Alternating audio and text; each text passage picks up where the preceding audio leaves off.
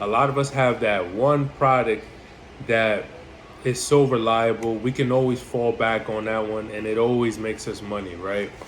But then there comes a point in time where either that the product stock gets low, or it just isn't selling like it used to sell, right?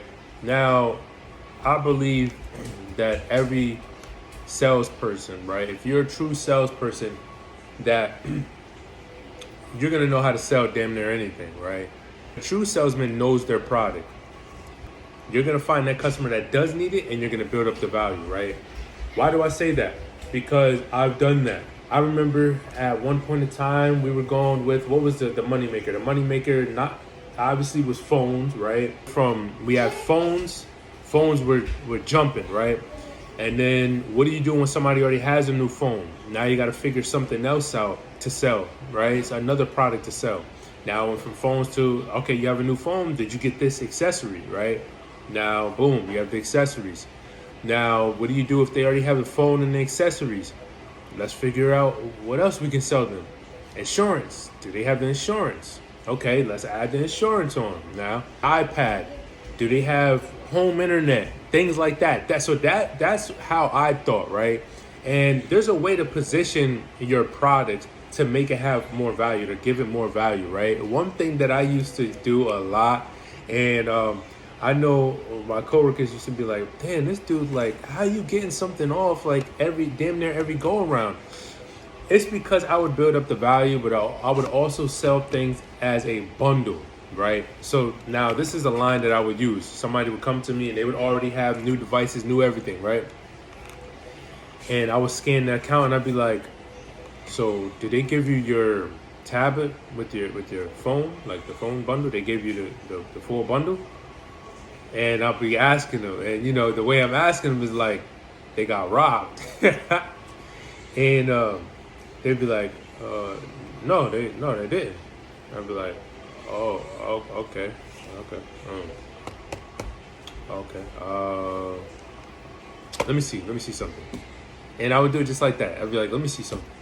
Then I go in the back, and I'll find the tablet, and then I'll come out, put it on the desk, and I'll just be crunching my numbers and everything, and I'll be like, yeah, it normally would have cost you this much, but I can hold the deal for you since you came back within a week. I can hold the deal for you to get the tablet. Now, some of you may say, oh, this dude, he's like conning. No, I'm not conning. There was a deal, and I could give them a good deal on that tablet, right? Because they did have a bundle deal available to them, but the salesperson didn't let them know because they weren't focused on maximizing. They were focused on just giving them what they want, right? Not giving them what they need. Now, a lot of times, you have to give customers what they need, not what they only want, right? Now, I'm going to tell you right now, how many times have you sold to a customer and then just to see them later on that week or the next month go to another salesperson and they get another product with them that you could have sold them? How many of us? I could raise my hand and say I've seen it. And then I remember that turned me up. That made me not even want to let the customer leave until we filter through everything. We had to filter through their account. So sometimes people will be like, yo, why is it taking him so long? Like, because I'm trying to get everything. We're maximizing on every go around. I always try to maximize. So you have to make sure you take your time. That's one of the things. Like, a lot of people don't talk about taking your time, right? You have to take your time so you can scan the account or scan the customer, right? Figure out what they want and then figure out what they need. Okay, this customer wants one phone. Do they have a family, right? So these are I gotta write this stuff down. Like, there was a way that I would create value, and a lot of it was price conditioning, right? Like, a lot of people don't realize, like, price conditioning actually works. It works on us all the damn time. Every single year, price conditioning works on us. What do you think Black Friday is, the holiday season and all that stuff? Price conditioning works. Now, you can price condition as an entrepreneur as well. right? Now, you just have to scan your customer and figure out what they want, figure out their needs, and also figure out what the people around them need, right? When you're filling that void, when you're asking the questions before they can get to it, then you're already winning, because now you're getting them to give you data about their lifestyle, right? When you know about a person's lifestyle, you can recommend things. And that's what it really is, right? You want to be able to recommend things and also guide them, right? Guide your consumer in the right direction. You don't want to be somebody that's just throwing things at them that they don't need. You want to guide them and advise them, right? There's one of my guy Calm, my guy Raph Calm. He would Coach Calm would always, I would always hear him saying advise. I would always hear him saying the word advise. And I would notice how the consumer would take to him when he would say that word. And he would have them comfortable, and they would look at him as a professional, right? Like, okay, I'm in good hands, like a doctor. When I watched the consumer's body language, the customer's body language, they fell back, they were comfortable, like they're with the doctor. Like, okay. And I would create my own sauce from there, right? I watched some of the greats, right? I would take some of my own sauce and I would use it here and there, and I would come up with my own things, right? And man, it was an honor watching guys that were crafty and they took their career and their self serious. It was an honor being amongst those people, because man, I knew I took myself serious, and it was just a matter of time before I got with it and I figured everything out. And once I figured things out, man, it was like fluid. It just flowed like water, man. It just really flowed like water. So one thing you have to do is you have to pay attention to your customer. What do they need? What do the people around them need? What industry are they in, right? What do they do on their leisure time? Like, what do they have? Children? Do they have a family? Are they single?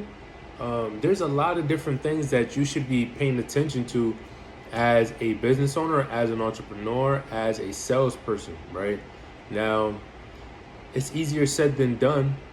And, I think because a lot of people don't want to have conversations, right? You ever been somewhere and you're dealing with somebody that has a service, and you're like, wow, they're so transactional. Like, they're just like very transactional. It has no warm feeling to it, right? Now, I understand sometimes I was very analytical, but I did that with the people I had to do it with, right? Now, I'm not saying that you kiss somebody's ass and you like doing this? Oh, I do too. No, you don't. But, there's a way to figure these things out and be of service to somebody. Ask questions. Ask questions to your consumers, your partners, the people around you that you're doing business with, right? Why ask questions? Because you need information. Why do you need information? You need the data. Why do you need the data? You need the data so you can do better on your job. You can get better at what you're doing because you're servicing these people around you, right? So you need to have the data. How are you going to give somebody a service when you don't even know what they want? How are you going to be of service to your neighbor? You don't even know what they want, right? That makes no sense. And a lot of us look at it this way. I'm going to jump in this industry because it makes money. That's it. And you stop right there. We can't stop right there. We have to do research. We have to know what the need is, what a good niche to fall into, something that will go well with our lifestyle, right? We have to also know what the customer wants, what the people around them want, or what the people around them are utilizing in their day-to-day, things like that. We have to know these things.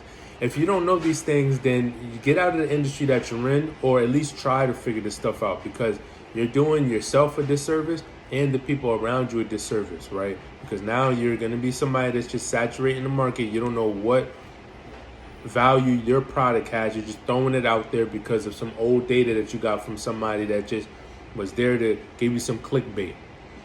So we have to know what's going on in our industry. We got to know about the customers, the consumers, and we also got to know about the people around them.